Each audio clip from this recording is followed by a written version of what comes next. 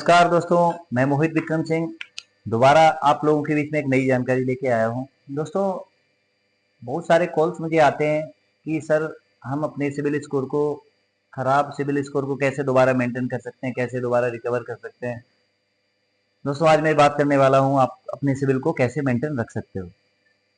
होता क्या है कि जब भी हम कोई लोन हमने पास्ट में लिया हुआ होता है, कभी पहले कोई लोन लिया और उस लोन का कई बार होता है कि कोई हमारी ईएमआई बाउंस हो जाती है। आपकी ईएमआई बाउंस हो गई है तो आपको क्या है कि आपको ईएमआई पे बाउंसिंग चार्ज भी बैंक चार्ज करता है। आपने ईएमआई तो पे कर दिया, आप बाउंसिंग चार्ज पे नहीं करते हो, जिसकी वजह से आपका 500 700 रुपए के लिए आपका सिविल स्कोर बैंक डाउन कर देता है, क्योंकि वो आपके सिविल में ओवर ड्यू आता रहता है। तो मैं आपको बताना चाहूंगा, कोई भी लोन है, अगर जो आपकी कोई ईएमआई बाउंस भी हुई है तो आप प्रॉपर उस बाउंसिंग चार्ज के साथ में उस लोन को पे करो, जिससे कि आने वाले टाइम में आपको कभी भी जब आप लोन देने के लिए बैंक के पास जाते हैं तो आपको कोई प्रॉब्लम ना आए।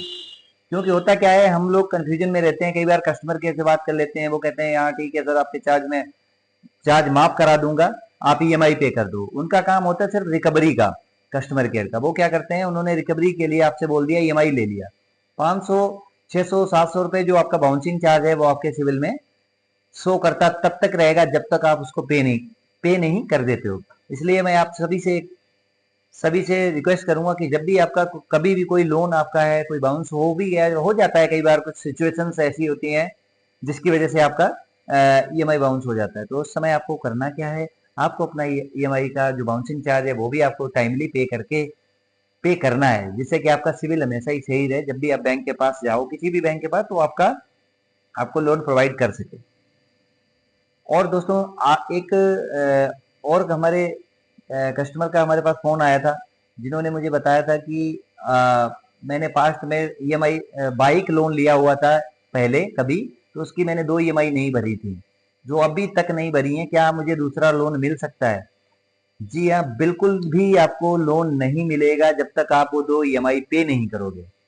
अब मान लो कोई आपने 6 महीने पहले लोन लिया था, उसकी आपने ईएमआई पे नहीं करी है, 2 ईएमआई पेंडिंग छोड़ दी, तो आपका सिबिल और भी डाउन हो गया है, सिबिल आपका कम हो गया है।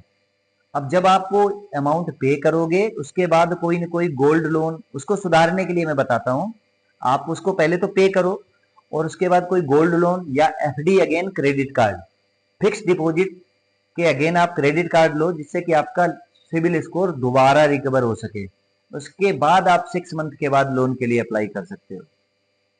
जी हाँ दोस्तों, इसी प्रकार की जानकारी प्राप्त करते रहिए और हमारे यूट्यूब चैनल को सब्सक्राइब करो, लाइक करो, और मैं इसी तरीके से एक नई जानकारी आप लोगों के बीच लेके आता रहूंगा, जिससे कि आपको कभी भी जब भी आपको लोन की जरूरत पड़ती है, आपको पैसों की जरूरत होती है, तो आपको आसान तरीके से मिल सके। तो नमस्कार दोस्तों, थैंक यू।